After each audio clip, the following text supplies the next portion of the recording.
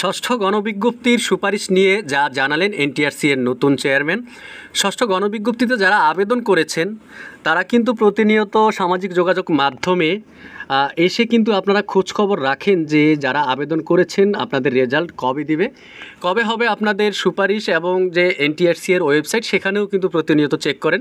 কিন্তু আজকে যেটা জানবেন যে ষষ্ঠ গণবিজ্ঞপ্তির সুপারিশ নিয়ে নতুন চেয়ারম্যান উনি কী বলেছেন, সেটা আবেদনকারী যারা আবেদন করেছেন যারা তাদের জন্য নিঃসন্দেহে একটি সুখবর। তো সেটি দেখতে হলে অবশ্যই আপনাকে সম্পূর্ণ ভিডিওটি দেখতে হবে। আর আপনার কাছে ছোট্ট একটি রিকোয়েস্ট, আপনি আমার চ্যানেলে নতুন হলে চ্যানেলটি সাবস্ক্রাইব করে পাশে থাকুন। সবার আগে এনটিআরসি এর সকল তথ্য আপনারা আমার এই চ্যানেল থেকে জানতে পারবেন। তো এইটি হচ্ছে যে আজকে 9 তারিখের, অর্থাৎ 9 তারিখের যে রূপালী বাংলাদেশের যে প্রতিবেদনটি আসছে সেখানে এনটিআরসি এর নতুন চেয়ারম্যান কী বলেছে আমরা দেখি। যে বেসরকারি শিক্ষা প্রতিষ্ঠানে 1.5 লাখের বেশি শিক্ষক নিয়োগের ষষ্ঠ গণবিজ্ঞপ্তির সুপারিশের কার্যক্রম শেষ, এখন সুপারিশ প্রকাশের অপেক্ষা। চলতি সপ্তাহের যে কোনো দিন গণবিজ্ঞপ্তির সুপারিশ হতে পারে বলে বেসরকারি শিক্ষক নিবন্ধন ও প্রত্যয়ন কর্তৃপক্ষ এনটিআরসি এর সূত্র জানিয়েছে। অর্থাৎ চলতি সপ্তাহের যে কোনো দিন কিন্তু ষষ্ঠ গণবিজ্ঞপ্তির যে সুপারিশ হতে পারে বলে কিন্তু জানানো হয়েছে, এবং সূত্র সেটি হচ্ছে এনটিআরসি এ। তো এনটিআরসি এর নতুন চেয়ারম্যান আমিনুল ইসলাম বলেছেন যে নিয়োগ সুপারিশ দ্রুত সময়ের মধ্যে করা হবে। আমরা আমাদের কাজ শেষ করেছি, বিষয়টি এখন টেলিটক দেখছে। টেলিটকের কাজ শেষ হওয়ার পরপরই নিয়োগ সুপারিশ করা হবে। তো ষষ্ঠ গণবিজ্ঞপ্তিতে যারা আবেদন করেছেন আপনারা কিন্তু আর বেশি দিন অপেক্ষা করতে হবে না, খুব দ্রুত সময়ের মধ্যেই কিন্তু আপনারা এই ষষ্ঠ গণবিজ্ঞপ্তির সুপারিশ পাবেন।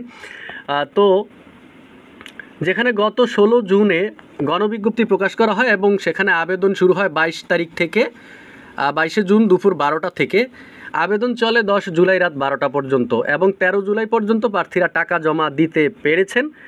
সব মিলিয়ে নির্ধারিত সময়ের মধ্যে ফর্ম পূরণ ও ফি পরিশোধ করে সফলভাবে আবেদন করেন 57,840 জন। শুরুতেই বলা হচ্ছিল এই সুপারিশ জুলাই মাসের মধ্যেই প্রকাশ করা হবে, কিন্তু টেলিটক টেকনিক্যাল সহ কিছু জটিলতায় সেটি আটকে যায়। আমরাও দেখেছি যে কিছু জটিলতার কারণেই কিন্তু এটি আরও আগে এই চূড়ান্ত সুপারিশ এবং রেজাল্ট দিতে পারেননি।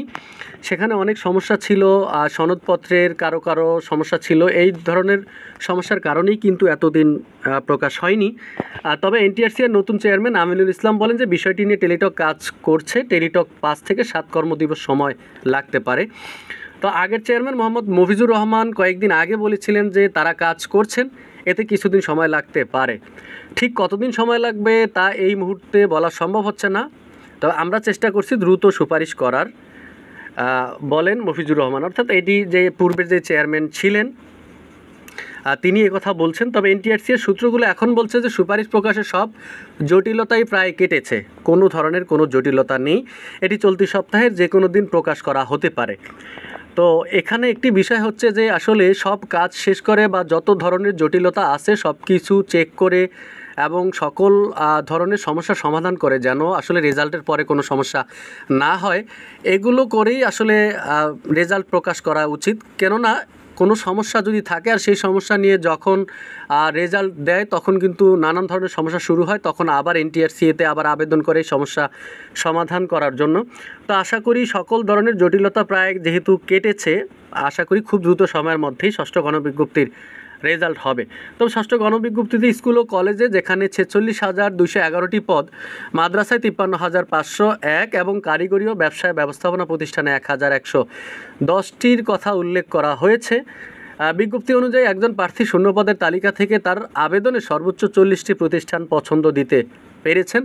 তো রেজাল্ট হবে, দেখা যাবে যে 40টি প্রতিষ্ঠানের মধ্যে আপনাকে সুপারিশ করা হলো কি না, এবং এই 40টি প্রতিষ্ঠানের বাহিরেও কিন্তু আপনার একটা সুযোগ ছিল যেখানে ইয়েস নো অপশন ছিল।